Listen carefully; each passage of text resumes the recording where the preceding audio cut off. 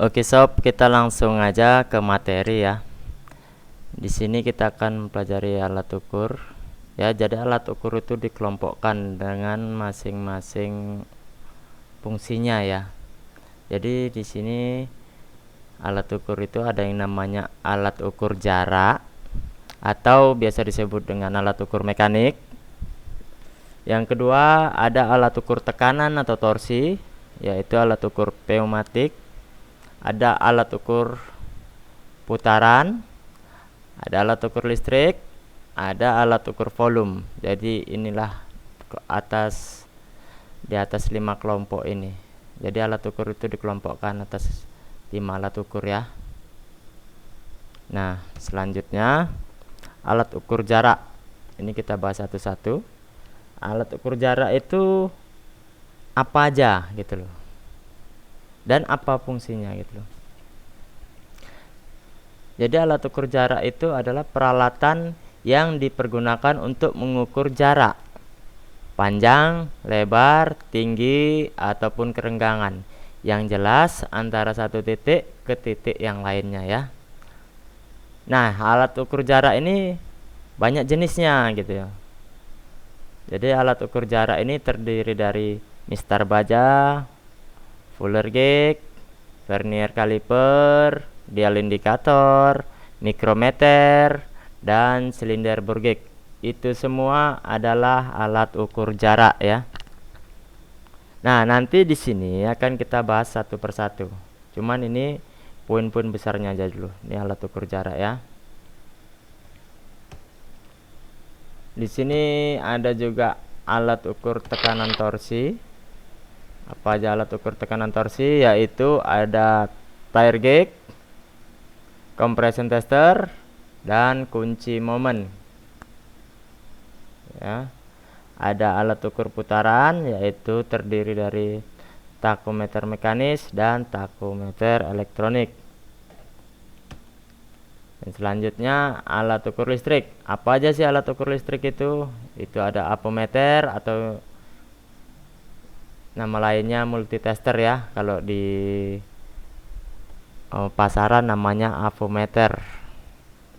Ada timing leak tester, ada baterai tester, ada hidrometer, ada CDI tester.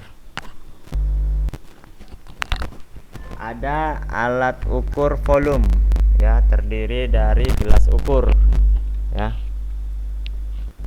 Nah, di sini yang selanjutnya adalah penggunaan dan perawatan alat ukur.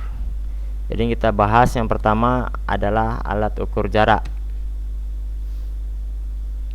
Yang pertama tadi adalah mistar baja ya. Mistar baja umumnya digunakan untuk mengukur panjang, tebal, tinggi, dan lebar suatu benda kerja atau komponen ya. Atau kalau di dalam bidang otomotif, itu fungsinya adalah untuk mengukur gerak bebas free play pada komponen sepeda motor. Atau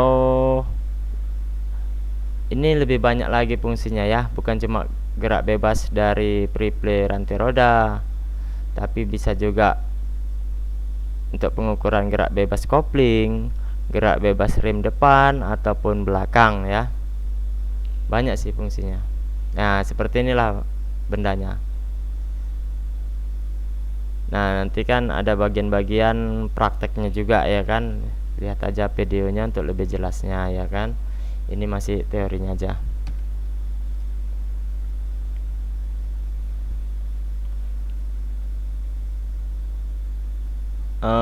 Di sini ada lagi yang namanya Fuller gauge ya, Fuller gauge.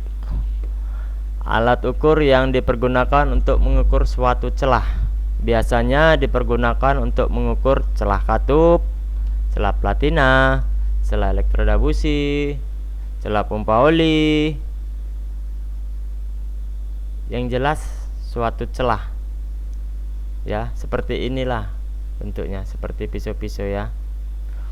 Ukurannya berjenis-jenis ya. Ada yang ukuran 0,04, 0,05, 0,06, 0,07, tapi ini biasanya terdapat, ini jarang sekali digunakan di dalam jarang sekali kita jumpai di pasaran ya. Di showroom pun saya rasa itu jarang orang menggunakan yang 0,04 karena biasanya di pasaran itu yang ada 0,05, 0,10, 15 sudah sampai 1,00 ya.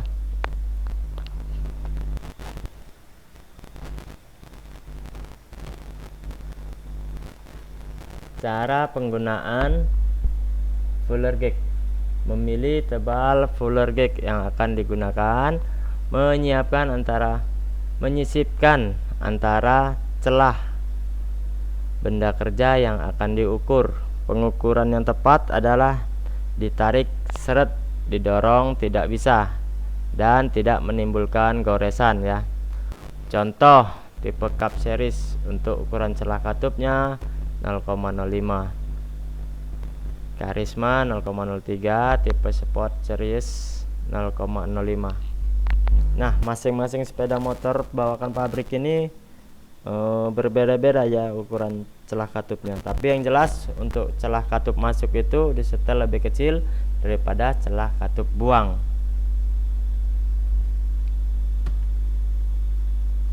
Nah, di sini ada vernier caliper, mistar geser, atau orang bilangnya kalau di pasaran namanya jangka sorong ya.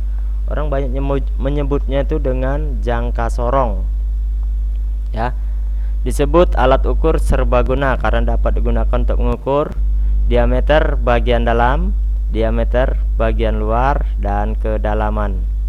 Satuan digunakan milimeter dan inci ya.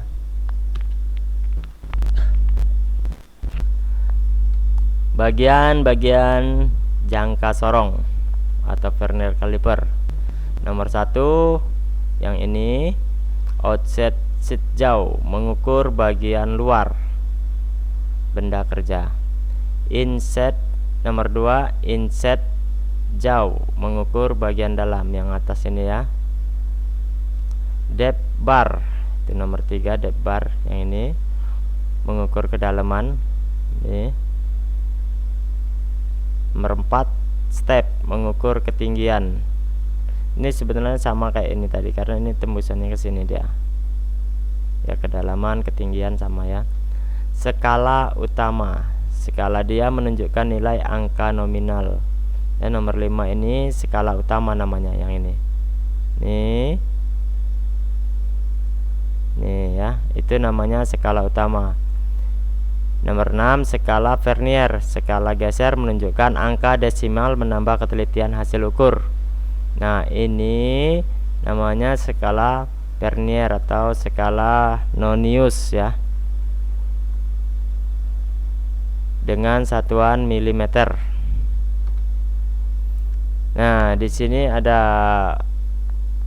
cara pengukuran ya, cara pengukuran. Sini ada cara pengukuran. Ini juga jangan asal ukur ya. Seperti ini contohnya. Ini kan di ujung ini. Ini di ujung dari jangka sorongnya, dari vernier calipernya. Ini salah, yang di ujung. Nah, ini yang betul, dia di tengah-tengah ini. Karena di tengah-tengah ini permukaannya dia rata ya. Kalau sedangkan yang di pucuknya ini, di ujungnya dia agak lincip. Jadi pengukuran yang betul itu di tengah-tengah. Ini ada juga pengukuran yang untuk mengukur seperti ini kedalaman ya. Ini kalau belok-belok seperti ini salah, itu maunya lurus gitu ya. Ini untuk pengukuran diameter dalam ya. Ini contoh blok silinder, ini dimasukkan. Nah, ini salah karena dia nggak mentok seperti ini. Ini maunya mentok lurus, mentok dia ke atas ya, jangan mereng-mereng. Kalau mereng-mereng nanti hasil pengukurannya nggak akurat, salah ya. Ini salah, ini betul, salah, ini betul. Nah, ini untuk pengukuran diameter dalam. Perhatikan, ini kan mereng ini ya, mereng, ini salah, ini betul, ini salah. Jadi dia lurus.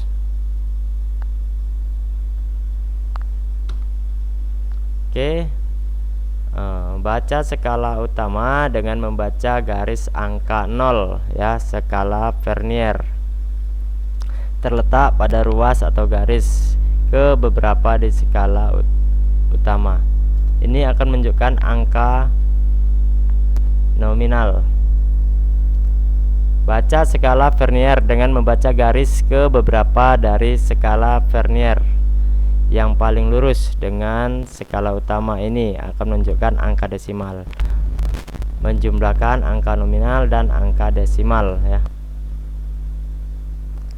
Ini bisa kita perhatikan cara pengukurannya ya. Ini sebetulnya panjang ya, cuma kalau panjang kalian nanti kan nggak muat. Jadi sini adalah dari mulai angka 0, 1, 2, 3, 4 sampai 4 ya. Di sini ada 40 sampai 40. Dari 0 ke 0. Ini kan garis nolnya ini sampai di 40 nih ya.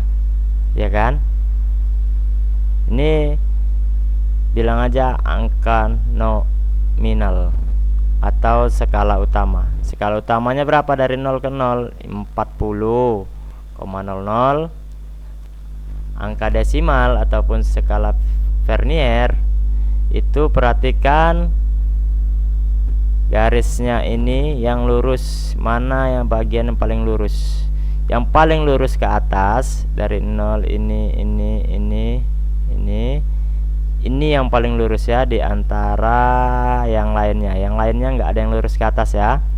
Jadi angka desimalnya 0,25. Kenapa 0,25? Karena kita pakai jangka sorong yang 0,05 ya. Artinya setiap garis skala Vernier itu memiliki ketelitian 0,05 ditambah 0,05, 0,10, 0,15, 20, 25, karena ini paling lurus ya. Maka hasilnya adalah ini turun ya, kalau dijumlahkan ini turun 5, 2, ini 0, ini 4, jadi 40,25 mm gitu ya. Nah ini contoh lain, itu tadi hasil singkatnya ya. Ini contohnya dari 0 ke 0 gitu ya. Perhatikan dari 0 sini, dibanding nggak tulis nanti kepanjangan. Dari 0 ke 0 ini di sini ya, hitung 4. Ini kalau lewat, kalau angkanya 4 berarti 40, 41, 42, 43, 44, 45, 46 ya, karena setiap garis dia dihitung 1 ya. Jadi kalau di angka 4, 40, 41, 42, 43, 44, 45, 46. Dia nggak nyampe 47. Kenapa? Karena garisnya ini nggak nyampe ke 47, jadinya 46. Ya kan? Setelah itu skala utama tadi ya. Skala utama dari 0 ke 0. 45, 46. Baru skala Verniernya yang ini yang bisa digeser-geser. Perhatikan mana yang paling lurus. Ini ya 4 ya. 4. Jadi 4 berarti 40. Kenapa? Karena setiap garis memiliki ketelitian 0,05. 0,05, 0,10, 15, 0,20, 0,25, 0,30, 35, 0,40 ya. Berarti hasilnya 46,40 gitu.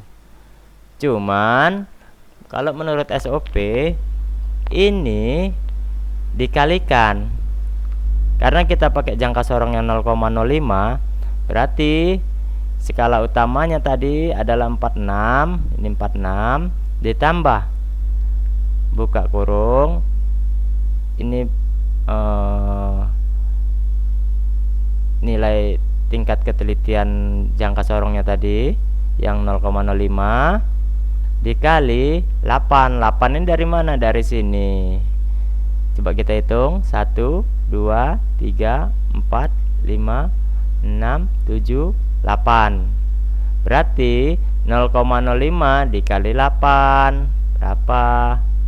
0,40 ya kan? Berarti hasilnya adalah 46,40 ya kan? gampang ya. Oke, lanjut. Latihan pembacaan jangka corong. Oke, ini kita tes sekali lagi ya. Perhatikan dari 0 ke 0. Ini dihitung 1 sama garis ini. Jadi skala utamanya berapa? Ini 10, 11, 12, 13, 14, ya kan? 14 kan, nggak nyampe 15. Berarti ini 14. Mana yang paling lurus? Skala Verniernya mana yang paling lurus? Perhatikan mana yang paling lurus di angka 3 ini ya. Mana yang paling lurus? Saya rasa 3 ini yang paling lurus. Oke ya. 3 berarti 30. Berarti hasilnya adalah 14, ya kan? Nggak nyampe 15 ini ya. 14,30. Gampang kan? Oke. Di sini ada dial indikator ya. Dial indikator ini berfungsi untuk mengukur kerataan bidang datar, mengukur kerataan permukaan dan kebulatan suatu poros, untuk mengukur kerataan permukaan dinding silinder. Ya, ini terdiri dari banyak nih, dial frame, long port, inilah. Oke ya, langsung aja. Nah, cara penggunaannya, ingat cara makainya ini, dia memang wajib betul-betul lurus jarumnya nih, jangan sempat mereng seperti ini, ditaruh diletakkan mereng. Jarumnya juga jangan mereng tapi lurus tegak ya, jangan mereng, lurus sudah. Oke, biasanya dia untuk menyetel batang atau bambu sok namanya ya, kalau di bengkel namanya bambu sok atau 4 pipe.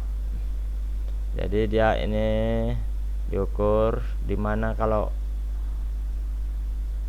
batang sok ini kan kalau orang habis kecelakaan itu baling ya, jadi bagian mana yang baling itu menggunakan dial indikator. Sama juga kalau kita nyetel poros sengkol ini disetel, ini diputar, terus dialnya diletakkan di sini, berapa tingkat kebalingannya. Maksimal biasanya 0,02, itu masih batas toleransi ya, masih batas kewajaran. Kalau umpamanya lebih dari yang ditentukan, berarti itu sudah tidak wajar dan wajib diperbaiki ya.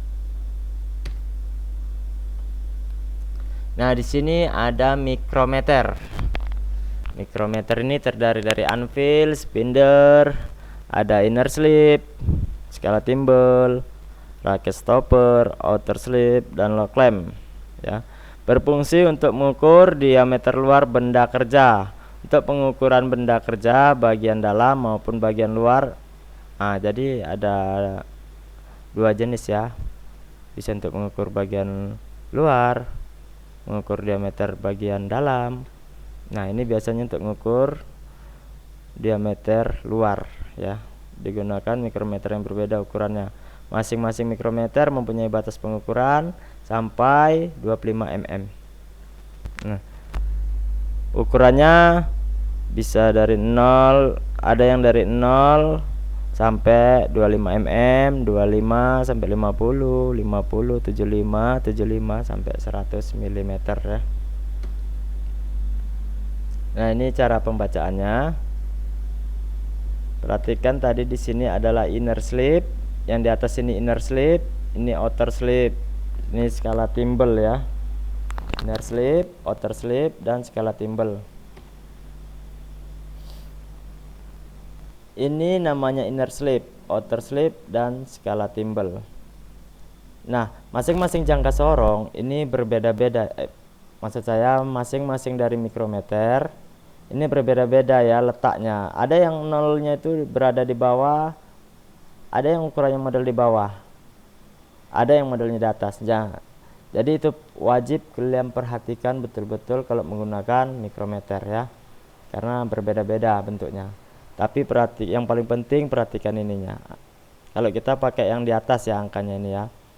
Jadi cara pembacaannya adalah yang pertama skala timbelnya ini kan berhenti di sini dia ya. Ini yang bisa diputar-putar ini.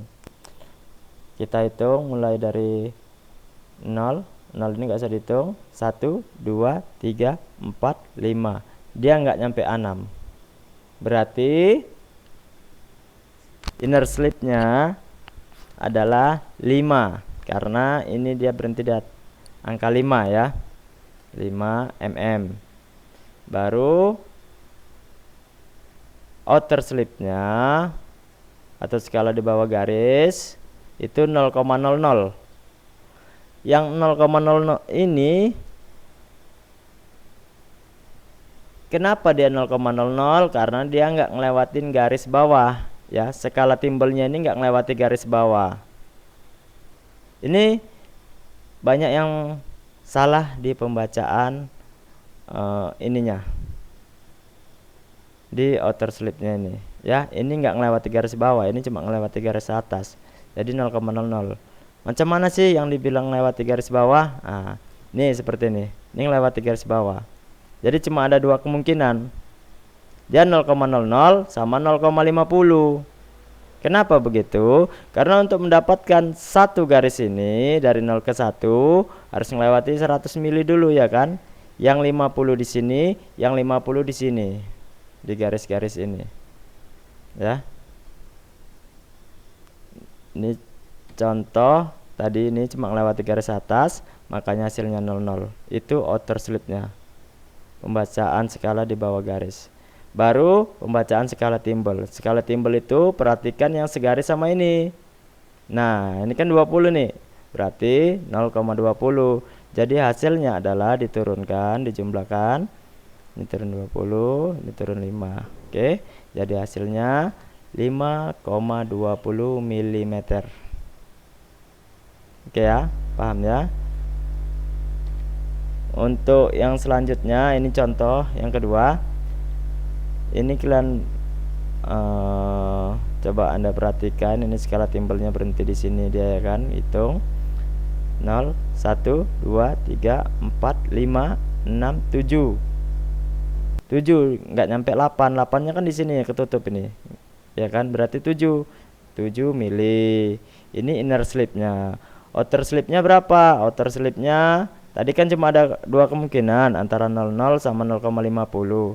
Ini ngelewati garis bawah loh, ini ngelewati garis bawah, makanya hasilnya 0,50.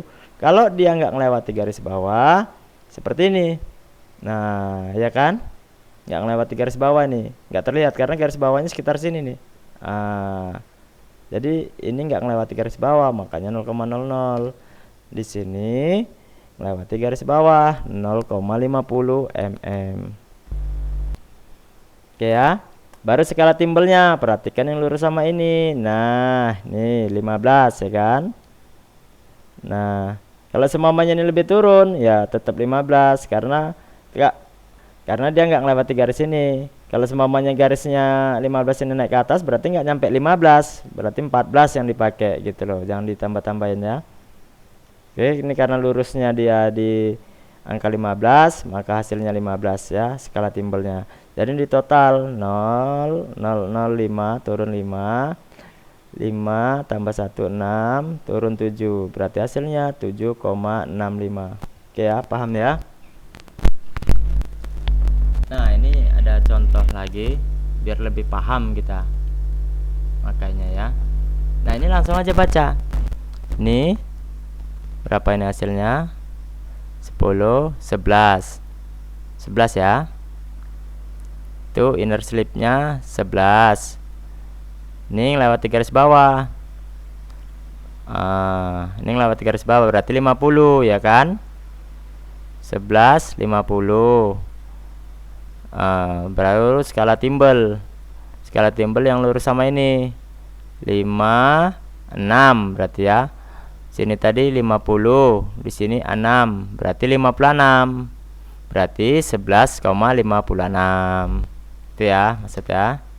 Nah, ini yang tadi 11 yang pertamanya tadi, terus 0,50, terus skala timbelnya 0,06, jadi hasilnya 11,56 gitu ya. Oke. Itu yang selanjutnya silinder gauge.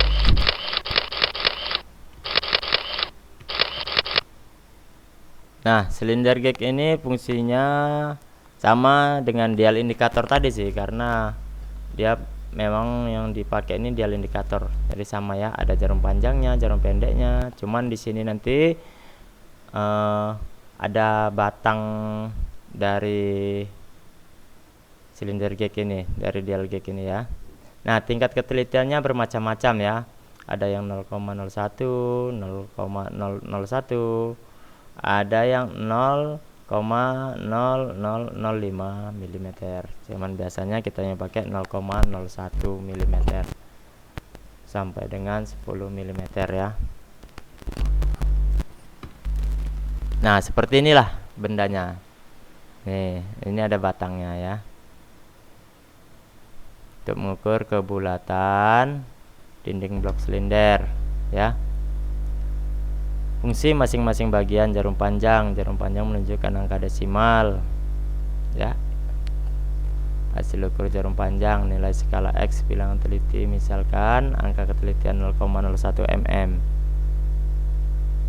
Nah, ini jarum pendek. Satu ruas jarum pendek sama dengan satu putaran jarum panjang ya. Batas toleransi, dua alat ini dapat digeser ke kiri atau ke kanan sesuai keinginan kita untuk melihat batas pergerakan jarum panjang ke kiri atau ke kanan. Bidang sentuh, bagian ini akan bergerak naik turun sesuai permukaan bidang kerja ya. Nah, ini seperti ini dia. Cara mengkalibrasi set outset mikrometer sesuai dengan standar pengukuran. Fungsikan lock clamp, masukkan root pengukuran ke dalam outset mikrometer. Oke, lanjut ya. Cara mendapatkan nilai standar pengukuran. Jadi contoh ini yang diukur adalah blok ya, blok silinder ya. Itu yang diukur blok silinder.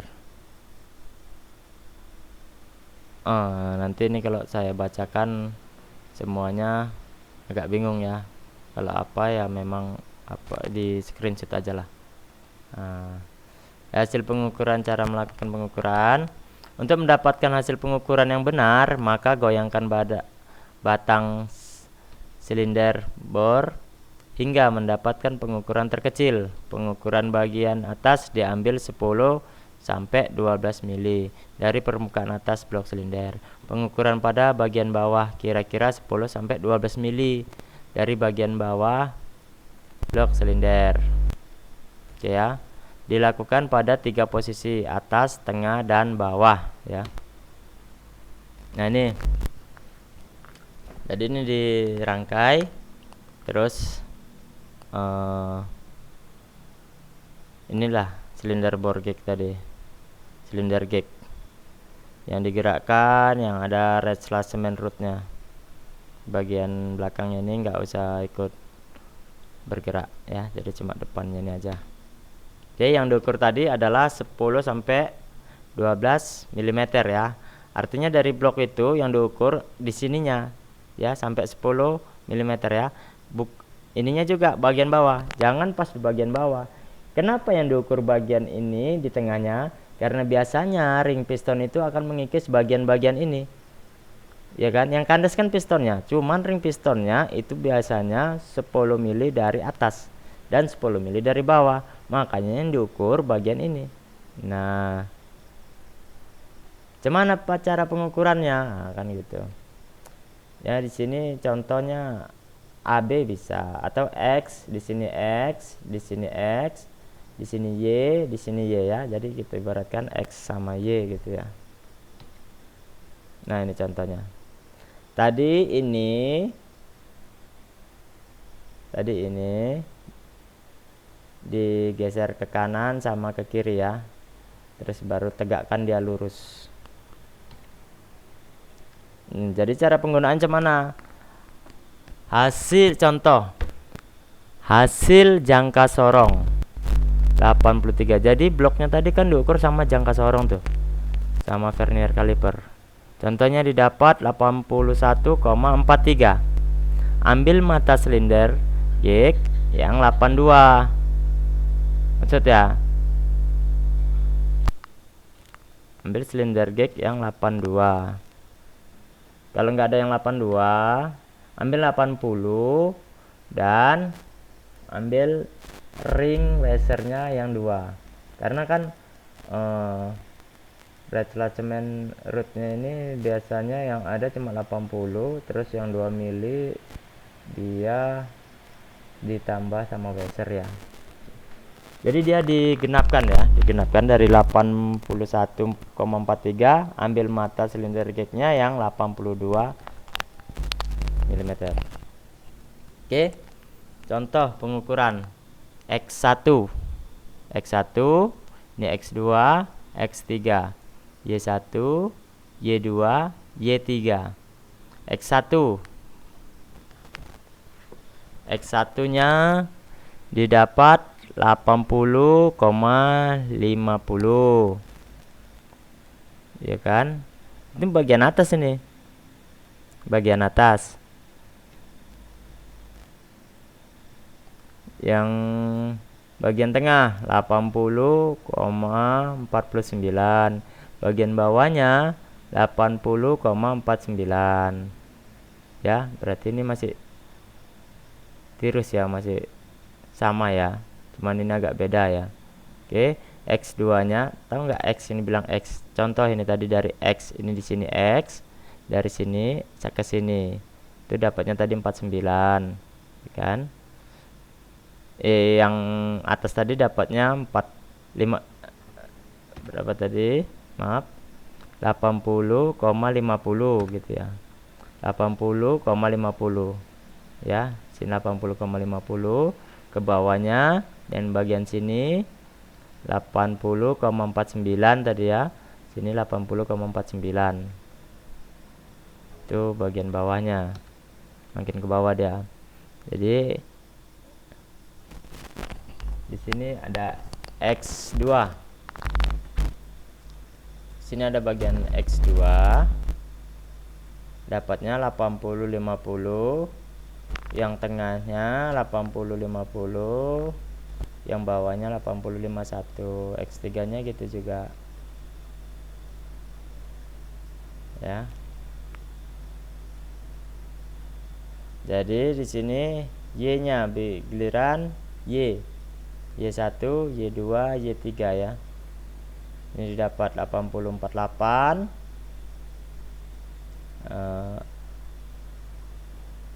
Yang bawahnya 80,54, 80,55, dan Y2 nya 80,56, 80,52, dan seterusnya seperti itulah. Oke ya. Nah, ini contoh. Masukkan hasil pengukuran pada tabel keovalan dan ketirusan ya. Contoh, kita ambil di sini dari X1 menuju dari X1 sama Y1. X1 ke Y1. X1 ini X1 ke Y1. Berapa mili selisihnya ini? 50, yang ini 80, 50, 80, 48. Dari sini ke sini, ya kan? Selisih berapa mili? 2 mili ya kan? Ya kan? Jadi hasilnya 0,02 mili. Itu yang bagian atas. Yang bagian bawah, yang bagian bawah, yang bagian bawah 80,49.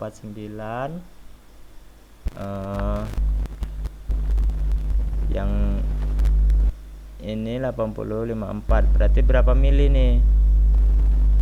Berapa mili? Dari 49 ke 54, 0,05 mili ya, 0,05 mili. Begitulah seterusnya. 0,05 mili ya kan. Terus dicari dari sini ke sini, dari sini ke sini gitu, selisihnya berapa gitu ya. Setelah itu yang dari X2 ke Y2, dari X2 ke Y2, X2 ke Y2 dari 80-50 ke 85-6, berarti berapa mili selisihnya? 0,06 ya. Ya, 0,06 ya kan. Yang bawahnya coba, yang bawahnya ini dari X2 ke Y2, dari X2 ke Y2 ya, 80-50 ke 85-2 ya kan, kecek 0,02 mili ya. Nah, begitu juga yang bawahnya nanti seperti itu. Terus ini X3 ke Y3, X3 ke Y3, ini X3 ke Y3, 80-41 80-52, selisihnya banyak nih ya kan. Berapa mili nih? 11 mili, 0,11 mili nih. Mana tadi? Ini dia 0,11 mili ya kan. Nah, yang bawahnya gitu juga nanti sama semua. Yang bawahnya nih dari 49 ke 50 kan kecek 0,01 mili nih. Nah, begitu juga yang seterusnya nanti. Oke. Baru perhatikan ketirusannya. Ini kan keovalan berarti kebulatan dari blok silinder ya kan. Dari X1 ke Y1. Kebulatannya ini loh, dari X1 ke Y1. Itulah kebulatannya. Sekarang kita masuk ke tirusannya. Ketirusan berarti dari atas menuju ke bawah ada ya. Dari atas menuju ke bawah, yaitu X1 ke X3. X1 ke X3. Yang mana tadi? X1 ya. Oke ya. Ini untuk melihat ketirusannya dari X1 ke X3 0,09 mili. Apa betul dia 0,09 mili? Dari X1, ini X1 80-50 ke X3, ini 80-41. Jadi 41 ke 50 itu kan keceknya 0,09 mili gitu ya. 0,09 mili gitu ya. Ya kan? Baru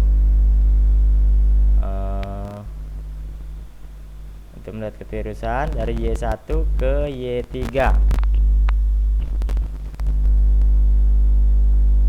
Ini kan bagian atas tadi ya, sampai bagian bawah ini. Dari Y1 ke Y3. Y1, ini Y1 ke Y3. Y3 ini. Y1 48, Y3-nya 52. Berapa mili lah ini? Kan 0,08. Apa betul 0,08 dari Y1 ke Y3? Ya kan? 48. Coba hitung sendiri. 48. Bantu ngitung. 48 ke 52 ya. Ke 52, dari 48 ke 52 berarti 0,04 ya. Oh, sorry, 0,04 nya di sini dia ya. Berarti ada yang salah sedikit ini ya, salah. Coba kalau yang bawah ya, yang bawah Y1 ke Y3 54 ke 50 berarti 0,06 ya. 0,06 0,06 54 50 berarti 4 ya, 0,04 ya. Nah yang ini baru betul dan 0,04 ya. Sorry yang ini salah tulis ini ya, harusnya tadi 6 tadi ya, 6. Oke, coba yang bawah. Yang bawah dari X1, yang bawah Y1 ke Y3, yang bagian bawah dari Y1 ke Y3. Nih 55 48 48 berarti ke 55 0,07 ya, 0,07. Nah ini 0,07 ya kan. Nah itu untuk melihat ketirusannya. Jadi dari atas sampai bawah ini tirusnya. Jadi ini dicatat semua ya, seperti ini.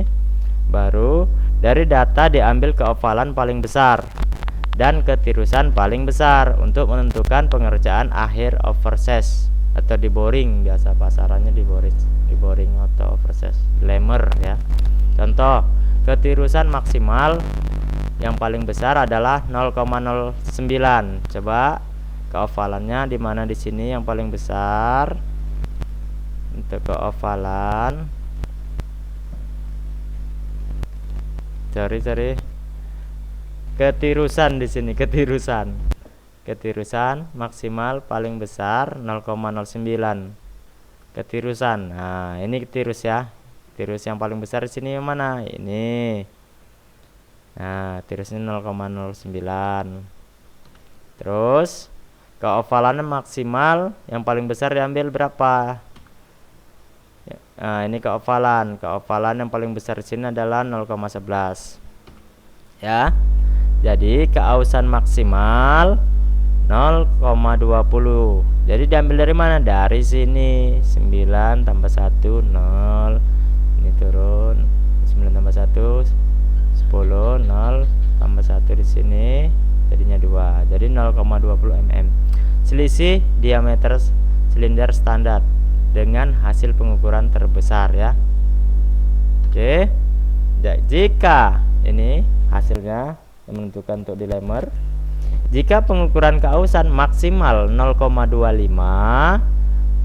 lebih kecil dari 0,25, maka pengerjaan lanjutan adalah oversash 0,25 ya kan. Kalau kurang dari 0,25 berarti oversash 0,25.